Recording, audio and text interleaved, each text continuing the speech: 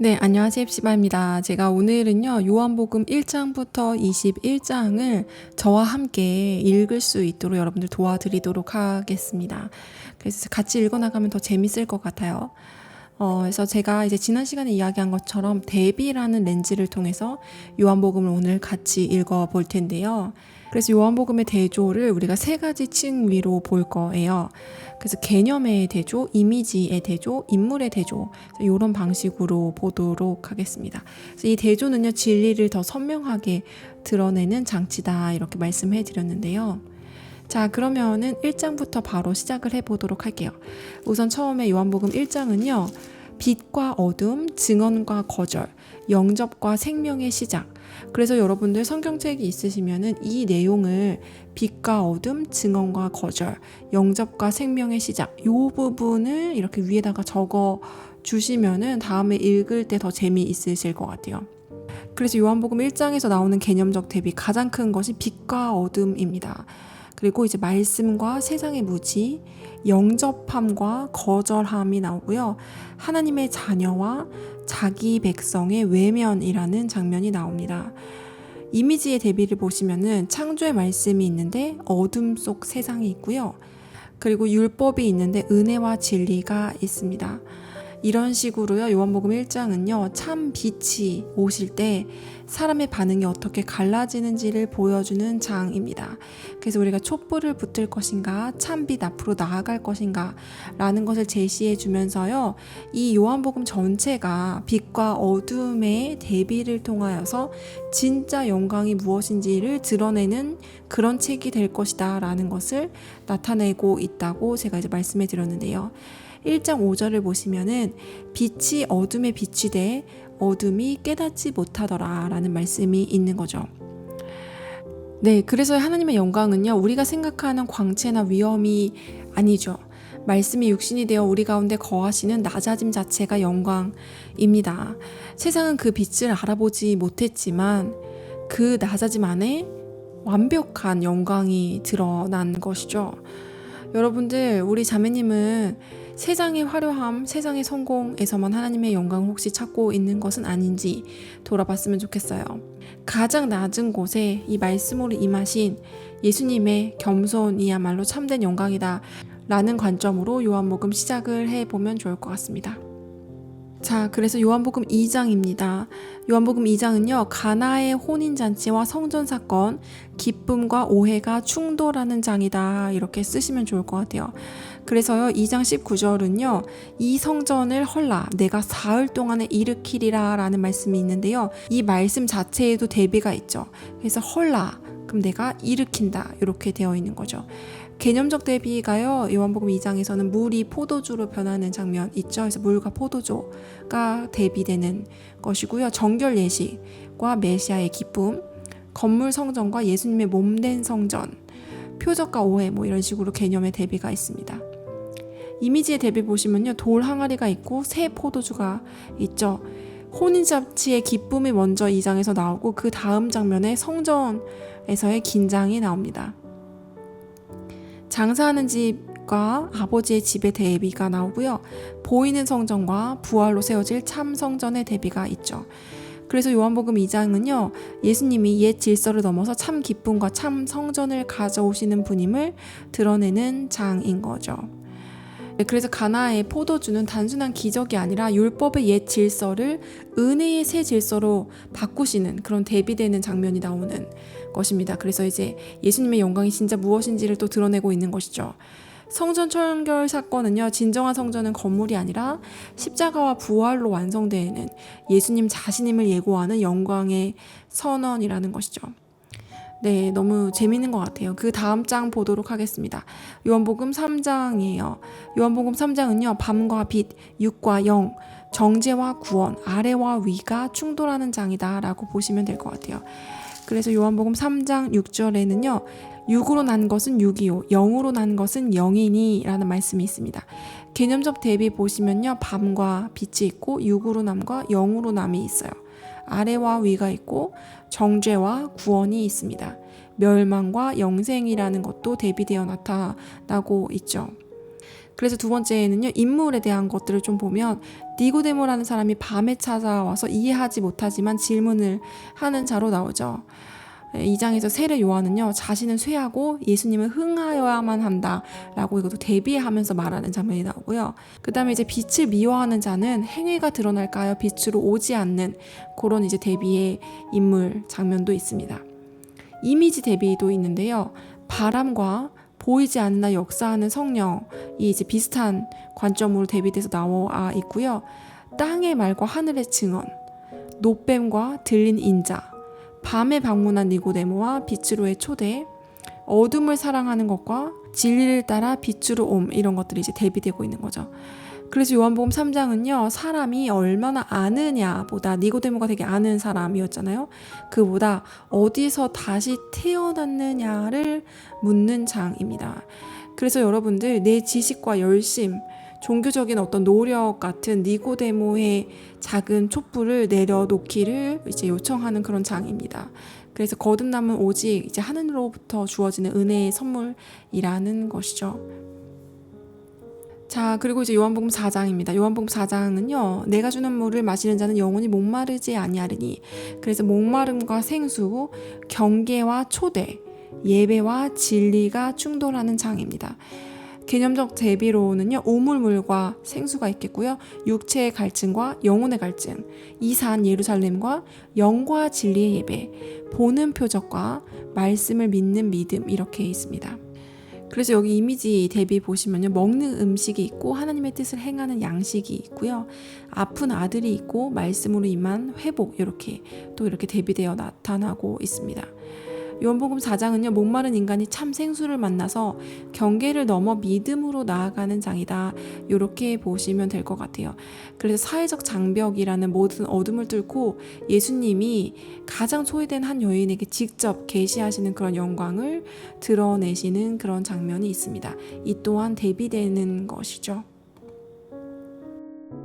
자, 5장에는요, 베데스다의 치유와 생명의 말씀, 사람의 영광과 하나님의 영광이 충돌하는 장입니다. 그래서 5장 24절 말씀 보시면요, 내 말을 듣고 또 나 보내진 이를 믿는 자는 영생을 얻었고 심판에 이르지 아니하나니. 그래서 영생, 심판, 이것도 이제 대조되는 단어죠. 사망에서 생명으로 옮겼느니라. 사망과 생명, 이것도 대비되는 단어입니다. 그래서 개념적 대비 보시면요, 안식일 논쟁이 있었고요, 아버지의 일이 있습니다. 그래서 안식일 규정은 율법의 멍에이고 아버지의 일은 생명을 살리시는 것이죠. 사망과 생명 있고요, 심판과 구원 있고요. 중요한 개념 중에 하나가 사람의 영광과 하나님께로부터 오는 영광, 이렇게가 있습니다. 인물 대비도 나와요. 38년 된 병자 있고요, 생명을 주시는 예수님이 대비되어 나오죠. 치유받고도요, 이 병자가 이렇게 흐릿하게 예수님을 알아보지 않았어요. 그리고 아버지를 드러내시는 아들, 이렇게 대비되어 나오고요. 예수님을 핍박하는 유대인들 나오고 보내신 이를 믿는 자, 이렇게 대비되어 나오죠. 서로 영광을 취하는 자들, 그리고 하나님의 영광을 구하는 자, 이렇게 보시면 됩니다. 그렇습니다. 그래서 이미지의 대비도 있죠. 보이는 치유가 있고 더 깊은 영생이 있다, 이렇게 보시면 좋을 것 같아요. 네, 다음 장면은요, 요한복음 6장입니다. 오병이어와 생명의 떡, 표적과 오해, 왕의 기대와 참 양식이 충돌하는 그런 장입니다. 내가 곧 생명의 떡이니라 라는 말씀이 있죠. 개념적 대비 보시면요, 썩을 양식과 영원한 양식 있고요, 배부름이 있고 참 생명이 있습니다. 표적을 쫓는 무리가 있고요, 예수님 자신을 믿는 사람들이 있죠. 세상의 왕을 기대하는 장면이 있고요, 하늘에서 오신 아들과 대비되는 것이죠. 그래서요, 인물 대비 보시면요, 떡을 구하는 무리와 생명의 말씀을 듣는 제자이죠. 그리고 여기서 되게 중요한 것이 무엇이냐면, 예수님을 억지로 임금 삼으려는 사람들이 있고요, 혼자 산으로 물러가시는 예수님이 대비되어 나옵니다. 그렇죠. 그래서 여러분들 이미지 대비도 보시면은 보리떡과 물고기가 있고요, 하늘에 참떡이 있습니다. 갈릴리 바다에 두려움이 있고요, 물 위로 오시는 예수님이 있죠. 배를 채우는 음식이 있고요, 영혼을 살리는 말씀이 있습니다. 그래서 요한복음 6장은요, 떡보다 예수님이 더 크고 배부름보다 생명이 더 크다는 것을 드러내는 장입니다. 떡만 구할 것인가, 생명의 떡이신 예수님께 나아갈 것인가를 묻고 있는 것이죠. 자, 요한복음 7장을 볼게요. 7장은요, 초막절, 사람의 때와 하나님의 때, 외모의 판단과 생수의 초대가 충돌하는 장입니다. 그래서 유명한 말씀이죠. 7장 37절에서 38절 말씀입니다. 누구든지 목마르거든 내게로 와서 마시라. 나를 믿는 자는 성경의 이름과 같이 그 배에서 생수의 강이 흘러나오리라. 이런 말씀이 있죠. 개념도 대비 보시면요, 사람의 때와 하나님의 때가 있습니다. 외모의 판단과 공의로운 판단이 있습니다. 그래서 7장 24절 보시면은 외모로 판단하지 말고 공의롭게 판단하라, 이런 말씀이 있죠. 그리고 육체의 출신 이해와 보내심 받은 하늘의 정체가 있습니다. 그래서 사람들이 예수님을 보고 어떻게 갈릴리에서 이런 그리스도가 나오겠느냐, 뭐 이렇게 얘기하는 장면이 나오죠. 네, 그리고 인물 대비가 있습니다. 예수님의 형제들이 있고요. 그래서 예수님을 잘 믿지 않았던 예수님의 형제들이 있었고, 아버지의 때를 따르는 예수님이 대비되어 나타나고 있죠. 그리고 외모로 판단하는 무리가 있고, 분별을 촉구하는 예수님이 있습니다. 침묵하던 니고데모가요, 여기서는 공의롭게 묻기 시작하는 장면도 나오죠. 자, 이미지의 대비도 있습니다. 초막절은요, 물 붓는 의식이 있었다고 하죠. 그것과 대비되어서 성령과 생수의 강을 나타내는 장입니다. 은밀히 올라가심과 성전 한가운데서 공개적인 가르침을 하신 예수님도 대비되어 나타나죠. 그래서 예수님의 모습 속에도 이런 대비의 장면들이 계속 있는 거죠. 우리가 한 사람을 봤을 때 이렇게 대비되는 모습이 있는 것을 받아들이지 않고 우리가 한쪽 특성만 받아들이려는 그런 어떤 편견이 있진 않나, 뭐 이런 생각도 지금 드는 것 같아요. 그리고 예수님을 잡으려는 손이 있고 목마른 자를 부르는 초대가 있습니다. 논쟁의 소리가 있고 생명의 약속이 있습니다. 네, 그래서 예수님은요, 사람들의 기대와 요구에 흔들리지 않으셨어요. 명예와 인기의 절정에서도 자신을 높이시지 않고 오직 아버지의 때와 뜻에 자신을 맡기셨습니다. 그래서 자기 영광을 구하지 않는 하늘의 영광을 보여주신 장면이다라고 볼 수가 있는 거죠. 자, 그 다음에 요한복음 8장은요, 세상의 빛, 위와 아래, 진리와 거짓, 그 다음에 종과 자유가 충돌하는 장입니다. 나는 세상의 빛이니 나를 따르는 자는 어둠에 다니지 아니하고 생명의 빛을 얻으리라. 이것도 이제 대비되어서 나오는 거죠. 그래서 요한복음에 정말 대비가 많죠. 그래서 어둠과 빛, 아래와 위, 거짓과 진리, 종과 자유라는 대비가 요한복음 8장에 나옵니다. 인물 대비 보시면요, 정죄하는 자들이 있고요, 정죄하지 않고 부르시는 예수님이 나옵니다. 나는 아브라함의 자손이다 라고 이렇게 으쓱하는 자들이 있고, 하나님께 속한 참 자녀가 있죠. 예수님을 죽이려는 자들이 있고요, 진리를 듣는 자들이 있습니다. 돌을 든 손이 있고요, 빛 앞으로 나오려는 마음이 있습니다. 이미지 대비 보시면요, 성전의 등불과 세상의 참빛, 이 비교가 되고요, 돌멩이와 은혜의 말씀, 아래에서 난 생각과 위로부터 오신 예수님, 죄의 종살이와 아들이 주는 자유, 이렇게 또 대비되어서 나타나고 있습니다. 요한복음 8장은요, 그래서 자기 의와 혈통을 붙들수록 어둠에 머물고 예수님을 믿을수록 진리와 자유의 빛으로 나아가게 되는 그런 장입니다. 돌을 들 것인가 빛으로 나아갈 것인가를 우리에게 선택하게 하는 그런 장입니다. 자, 요한복음 9장을 볼게요. 요한복음 9장은요, 보는 자와 맹인, 빛과 어둠이 충돌하는 장입니다. 그래서 요한복음 9장 5절에서는요, 내가 세상에 있는 동안에는 세상의 빛이로라 라는 말씀이 있죠. 개념적 대비 보시면은 맹인이 보게 되는 거, 죄의 단정에서 하나님의 일, 어둠과 빛, 여기서도 어둠과 빛이 나옵니다. 그래서 요한복음 전체에서 지금 어둠과 빛의 대비가 계속 느껴지시죠. 인물 대비를 보시면은 바리새인들 있고요, 눈뜬 사람이 있습니다. 두려워서 숨는 이 눈뜬 사람의 부모가 있고요, 담대히 증언하는 아들이 있습니다. 바리새인들은 자신들이 본다고 하는 자였고요, 보게 된 자가 있죠. 그래서 육체적 소경은 보게 되고 영적 소경은 드러난다. 빛 앞에서 사람의 참 상태가 폭로된다라는 것이죠.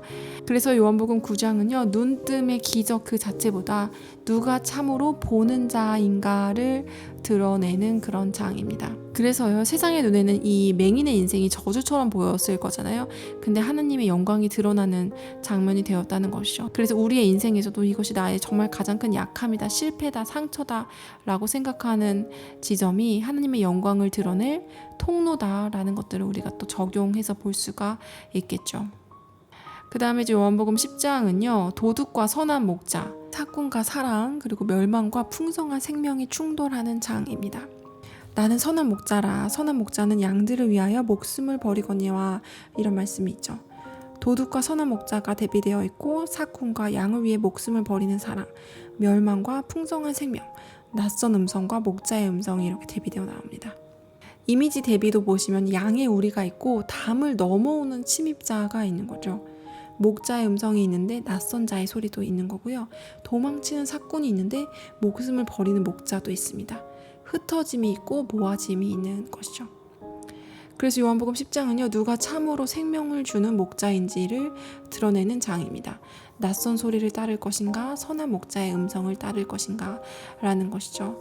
그래서 세상의 권세는 빼앗고 지배하지만 참 영광은 스스로를 내어주는 데서 빛나는 것이다 라는 것을 우리가 깨달을 수 있겠죠. 그래서 나는 부활이요 생명이니 나를 믿는 자는 죽어도 살겠고, 이 구절에서도 대비가 나타나죠. 죽어도 살겠고, 부활 자체도 대비이고요. 부활 자체 이제 죽음을 전제한 것이기 때문에 또 생명 자체도 대비가 될 수 있겠죠. 그래서 요한복음 11장은요, 죽음보다 생명이 크고 눈물보다 하나님의 영광이 크다는 것을 드러내는 장입니다. 나사로를 살리시는 장면. 그래서 클라이막스가 사실 나사로를 살리시는 장면이 요한복음의 클라이막스라고 저는 생각을 하는데, 그 다음에 요한복음 12장은요, 나사로 사건 이후 두 영광이 정면으로 충돌하는 장입니다. 그래서 사람의 영광, 죽이려는 계획과 하나님의 영광, 사랑의 헌신과 생명의 빛이 충돌하는 장입니다. 그래서 12장 23절에는요, 인자가 영광을 얻을 때가 왔도다 이렇게 하는 거죠. 개념적 대비 보시면요, 생명을 살리시는 표적이 있고요, 죽이려는 계획이 있습니다. 사람의 영광이 있고요, 아까 이야기했듯이 하나님의 영광이 있습니다. 왕자의 기대가 있었죠. 그런데 예수님은 십자가의 영광으로 가셨습니다. 계산된 탐욕이 있고요, 사랑의 헌신이 있습니다. 인물 대비 보시면요, 마리아와 가룟 유다가 있죠. 향유를 붓는 사랑이 있고요, 값을 따지는 마음이 있습니다. 나사로로 인해 믿는 무리가 있죠. 그래서 많은 무리가 나사로가 다시 산 것을 보고 믿었다 되어 있는데요. 이 장면을 보고도 예수와 나사로를 죽이려는 대제사장들의 무리가 있습니다. 네, 그래서 이 사건 때문에 지도자들은 예수님뿐 아니라 나사로까지 죽이려고 하였다라는 것이 있죠. 그래서 이제 친구를 위하여서 목숨을 버린다라고 하는 것이 바로 이 장면이에요. 그래서 예수님이요, 이 당시에 정말 스타가 되셨던 거죠. 그래서 이 실제적으로 우리 모두를 구원하시기 위해서 죽으시기도 했지만, 이 당시의 상황들을, 이 현실적인 상황을 보시면은 나사로도 죽이려고 했다는 것이죠. 그러니까 이 당시에 예수님이 만약에 죽지 않으셨다면 나사로가 아마 죽었을 거라는 겁니다. 그래서 이렇게 빛나는 별이 있었을 때, 우리가 이렇게 정치 집단이 있었을 때 이렇게 떠오르는 스타를 죽이는 거죠. 그래서 그 스타를 죽이지 못하면은 그 스타의 후광을 받고 있는 나사로도 뜨고 있는 상황이었으니까 나사로를 죽였을 거라는 거죠. 그래서 예수님이 나사로를 대신하여서 실제로 이 상황에서 죽으신 것도 있다는 것이죠. 그래서 요한복음 12장은요, 생명의 표적 앞에서 사람의 영광과 하나님의 영광이 아주 치열하게 충돌하기 시작하는 그런 장면입니다. 자, 그래서 요한복음 13장은요, 발 씻김, 배반, 사랑과 어둠이 충돌하는 장이죠. 세상에 있는 자기 사람들을 사랑하시되 끝까지 사랑하시니라 라고 되어 있는데요, 영광을 구하는 장면과 종의 모습이 있습니다. 배반의 장면 있고요, 끝까지 사랑하시는 장면이 나와요. 어두움에 있고요, 빛의 사랑이 있습니다. 높아지려 하는 것과 낮아짐의 섬김이 있습니다. 여러분들은 어떤 영광을 선택하실까요? 예수님이 있고요, 가룟 유다가 대비되어 나옵니다. 발을 씻기시는 예수님이 있고요, 팔아넘기려는 제자가 있죠. 받아들이지 못하는 베드로가 있고요, 끝내 사랑하시는 예수님이 있습니다. 함께 식탁에 앉았으나 서로 다른 마음이 대비됩니다. 그래서 이 당시에 이제 유다가 떡을 받고 나가는데요. 그 장면이 밤이다라는 그런 표현이 있어요. 더러운 발이 있고요. 깨끗하게 하는 사랑이 있습니다. 요한복음 13장은요. 누가 큰 자인가 보다 누가 끝까지 사랑하는가를 드러내는 장입니다. 이 부분에 제가 마음이 머물고 되게 감동이 오는 것 같아요. 누가 큰 자가 중요한 것이 아니라 누가 끝까지 사랑하는가를 드러내는 장이다. 우리가 진짜로 드러내야 할 그리스도의 영광은 끝까지 사랑하는 이 예수님을 닮는 것이 맞다라고 보여지는 그런 장면입니다. 유다가 밤으로 나간 그 순간에도 그분의 사랑은 한치도 물러서지 않은 장면인 거죠. 자, 요한복음 14장입니다. 금신과 평안, 떠남과 임재, 길과 목적지, 세상이 주는 것과 주님이 주시는 것이 충돌하는 장입니다. 내가 곧 길이요 진리요 생명이니 나로 말미암지 않고는 아버지께로 올 자가 없느니라. 그래서 근심과 평안, 떠남과 다시 옴, 고아처럼 버려짐과 성령의 임재, 세상의 길과 아버지께로 가는 길, 이렇게 있습니다. 인물 대비도 있죠. 두려워하는 제자들 있고요. 위로하시는 예수님 있고요. 길을 모른다 하는 도마 있지만 길이 그냥 친히 되어주시는 예수님이 있습니다.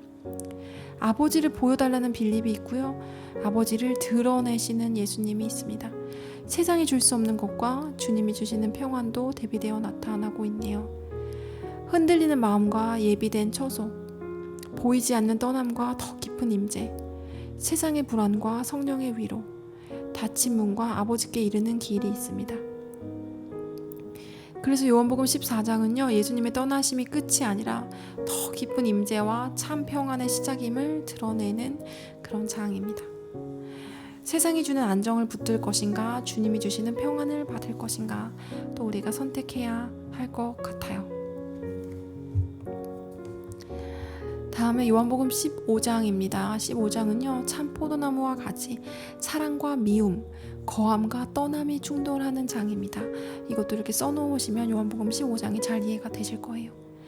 나는 포도나무요 너희는 가지라. 그가 내 안에 내가 그 안에 거하면 사람이 열매를 많이 맺나니. 개념적 대비는요, 거함과 떠남입니다. 열매와 메마름이에요. 사랑과 미움입니다.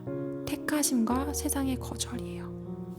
인물 대비 보시면요, 참 포도나무인 예수님과 스스로 설 수 없는 가지가 있습니다.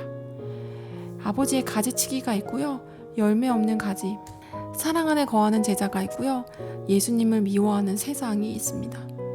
친구라 부르시는 예수님이 있고요, 주를 알지 못하는 세상이 대비되어 있죠. 풍성한 포도나무가 있고요, 마른 가지가 있습니다. 가지치기가 있고요, 더 많은 열매가 있어요. 주님의 사랑 안이 있고요, 세상의 박해가 있습니다. 붙어있음이 있고요, 버려짐이 있어요. 요한복음 15장은요, 누가 참 생명에 붙어있는지를 드러내는 장입니다. 포도나무에 붙어있을 것인가, 세상의 미움 속에서도 사랑 안에 거할 것인가를 선택하게 하는 장입니다. 요한복음 16장은요, 근심과 기쁨, 떠남과 임재, 세상의 환난과 주님의 승리가 충돌하는 장입니다. 너희가 지금은 근심하나 내가 다시 너희를 보리니 너희 마음이 기쁠 것이요 너희 기쁨을 빼앗을 자가 없느니라. 여기서도 근심과 기쁨이 대비되어 나타나고 있죠. 떠남과 더 깊은 임재, 세상의 환난과 예수님의 승리, 보지 못함과 다시 봄이 대비되어 있습니다. 두려워하는 제자들과 위로하시는 예수님, 흩어질 제자들과 끝까지 붙드시는 주님, 세상에 눌린 자들과 담대함을 받는 자들, 이해하지 못하는 자들과 성령으로 깨닫게 될 자들이 있습니다. 이미지 대비도 있죠. 해산의 고통과 아이를 낳은 기쁨, 잠시 보지 못함과 다시 보는 만남, 눈물의 밤과 빼앗기지 않는 기쁨, 환난의 세상과 이미 이기신 그리스도, 이렇게 있습니다. 요한복음 16장은요, 근심이 끝이 아니라 성령 안에서 기쁨과 담대함으로 바뀌는 장입니다. 요한복음 17장은요, 영광과 거룩, 세상과 아버지, 흩어짐과 하나됨이 충돌하는 장입니다.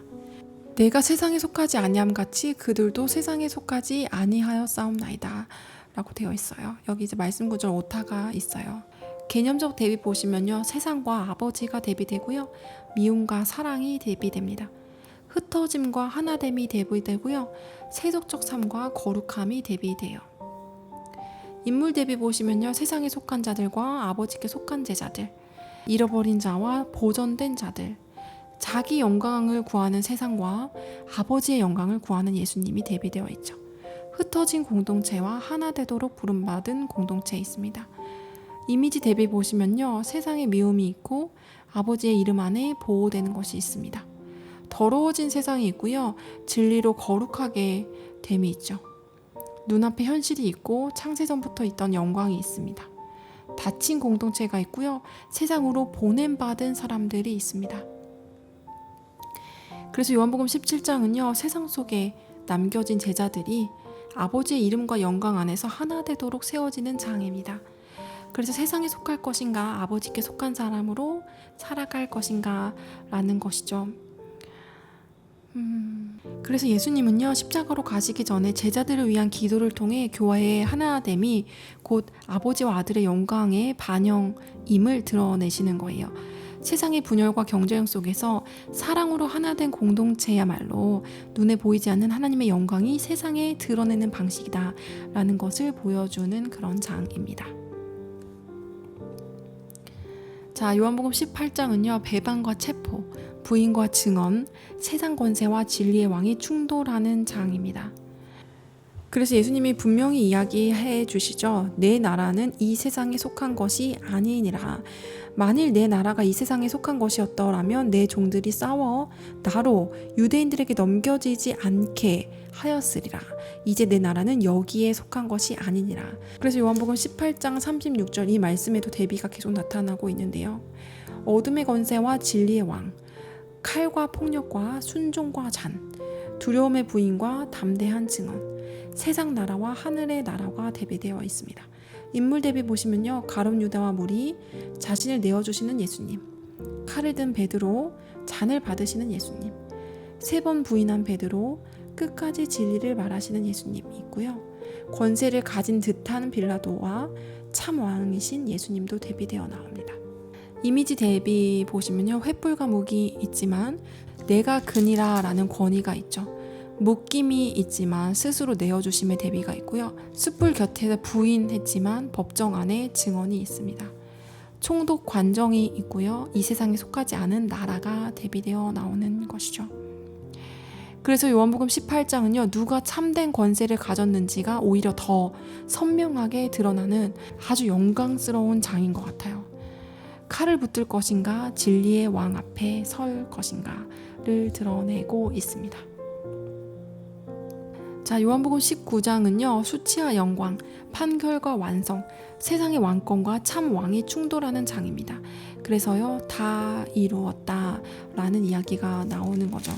여기 보시면 예수님이 십자가에 달려 돌아가시는데 다 이루었다 라는 이야기를 하시는 것 자체가 사실은 대비를 극명하게 여기서도 이제 나타내고 있는 그런 장면이죠. 개념적 대비 보시면요, 수치와 영광, 사형 집행과 구원의 완성, 세상의 권세와 참 왕의 권세, 죽음과 새 창조의 시작이 개념적으로 대비되어 있습니다. 인물 대비 보시면요, 조롱하는 병사들과 끝까지 곁에 선 여인들, 자기 왕을 거절한 지도자들과 참 왕이신 예수님, 십자가형을 내리는 빌라도와 모든 것을 이루시는 예수님, 숨은 제자였던 아리마대 요셉 니고데모와 장래에 나서는 공개된 믿음으로 변화된 그 대비도 있죠. 이미지 대비 보시면요, 가시관과 영광의 왕관, 자줏빛 옷과 조롱과 참 왕의 위엄, 골고다의 십자가와 구원의 보좌, 닫히는 무덤과 부활을 준비하는 안식이 있습니다. 여러분, 요한복음 19장은 우리가 다 아시다시피 세상이 가장 수치롭게 본 십자가가 하나님이 가장 영광스럽게 이루신 구원의 자리임을 드러내는 장입니다. 그래서 가시관만 볼 것인가, 영광의 왕을 볼 것인가를 선택하게 하는 거죠. 우리 이렇게 40일 컨텐츠 하면서 이렇게 사람들이 보기에는 우리가 이렇게 가시밭길을 걷는 것처럼 왜 이렇게 고통스럽게 이런 걸 듣고 있을까 하는 생각을 할 수도 있겠죠. 그렇지만 영광의 걸음을 걸은 거죠. 그래서 예수 그리스도를 따라가는 길은 우리가 고생길처럼 보이는 길이지만 참으로 영광된 길이다 라는 이 대비를 나타내고 있고요. 그래서 우리가 나아갈 방향도 이 방향이다 라는 것을 드러내는 것이 바로 요한복음인 거죠. 자, 요한복음 20장은요, 무덤과 부활, 두려움과 평강, 의심과 믿음이 충돌하는 장입니다. 너는 나를 본고로 믿느냐, 보지 못하고 믿는 자들은 복되도다. 이 말씀에서도 대비가 일어나 있네요. 빈 무덤과 부활의 주가 대비되어 있고요. 두려움과 평강, 의심과 믿음, 닫힌 문과 세상으로의 파송입니다. 인물 대비도 나오죠. 우는 마리아 있지만 예수님의 이름을 불러주면서 나타나시죠. 의심하는 도마 있지만 나의 주님, 나의 하나님이라고 고백하는 도마도 대비됩니다. 이미지 대비 보시면요, 돌무덤이었지만 열린 새 창조의 아침이 되었고요, 눈물이었지만 기쁨이 되었어요. 못자국이었지만 영광의 몸이 되었고요, 닫힌 방이었지만 보냄받은 공동체가 되었습니다. 너무 멋있는 것 같아요. 요한복음 20장은요, 닫힌 무덤과 닫힌 마음이 부활하신 예수님 앞에서 열리는 장이다 이렇게 되는 것이죠. 그래서 우리가 눈물에 머물 것인가, 부활의 빛 앞에서 믿음으로 나아갈 것인가를 볼 수 있는 장면입니다. 부활은요, 십자가의 영광이 하나님께서 인정하신 의의 승리임을 선언하는 사건이죠. 죽음의 권세는 완전히 깨어졌고 이제 모든 믿는 자에게 이 영광이 열린 장면입니다. 도마의 고백은요, 의심의 촛불마저도 태양 앞에 꺼트린 인간의 가장 위대한 믿음의 선언이에요. 이제 영광은 보는 것이 아니라 듣고 믿는 자리에 머물게 되는 것이죠. 자, 다음에 요한복음 21장입니다. 실패와 회복, 밤의 수고와 아침의 부르심, 사랑과 사명이 충돌하는 마지막 장입니다. 그래서 밤의 수고와 아침의 은혜, 실패와 회복, 빈 그물, 가득 찬 그물, 두려움, 사랑의 사명이 대비되고요. 자기 확신으로 실패한 베드로와 사랑으로 회복되는 베드로, 빈손의 제자들과 말씀에 순종하는 제자들, 옛삶으로 돌아가려는 사람들과 다시 부름받는 사람들, 사랑을 묻는 예수님과 사명을 맡는 제자가 대비됩니다.